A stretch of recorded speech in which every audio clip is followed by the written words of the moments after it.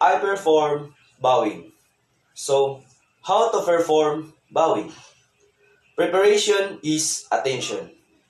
But a taekwondo is a form of martial art in Koreans. A Korean term is a form of a command. In a Korean term for attention is charyu. A Korean term for bow is chungre. A Korean term for open leg is chunwi.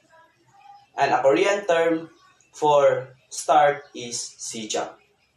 So, first thing to do is a command. Charyut! Close leg. Bowing is performed in 2 seconds. 1, 2, up slowly. 1, 2. Then, back to open leg. Chunwi.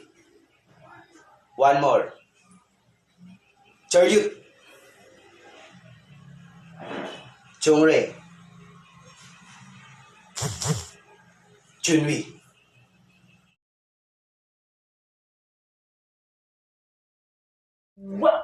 The next demo is a form of 5 B6 stances. First is the attention stance, a open leg stance, a center stance, and a forward stance. So first to perform is the attention stance, bow, and open leg stance. Attention! Chayut! Chunre. Back to open leg stance. Chunbi. Charyut. Next stance is fighting stance. We move our left foot backward and count 2 to perform. Ready? Chunbi. 1, 2. Charyut. Again, one more. Chunbi. 1. Shout. Ha! Charyut. So, we opposite the reverse right stance, fight stance. We move the right foot backward. Ready? Chunbi. 1, 2. Charyut. Again, one more. Chunbi. 1. Shout. Ha! Charyut. So this time, 1 count only for fighting instance. Ready? Chunbi. Ha!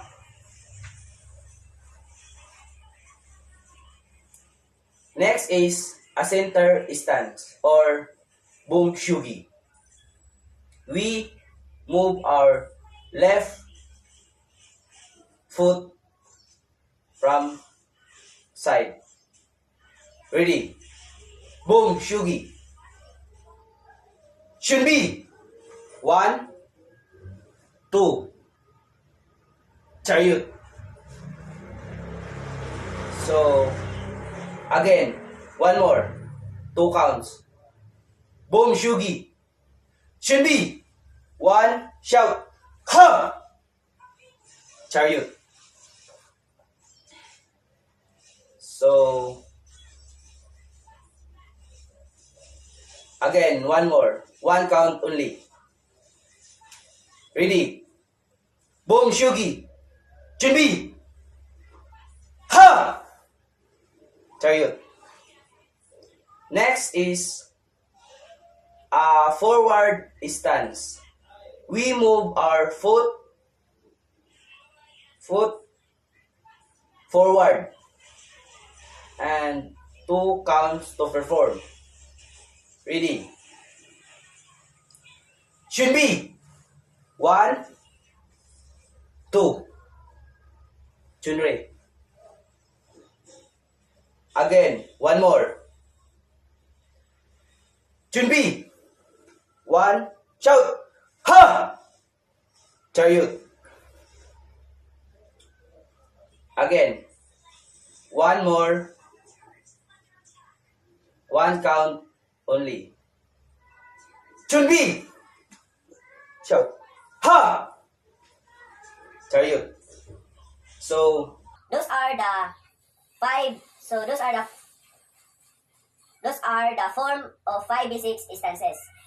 With the attention stance, an open stance, a fighting stance, and bongshyogi, center or a center stance, and a forward stance.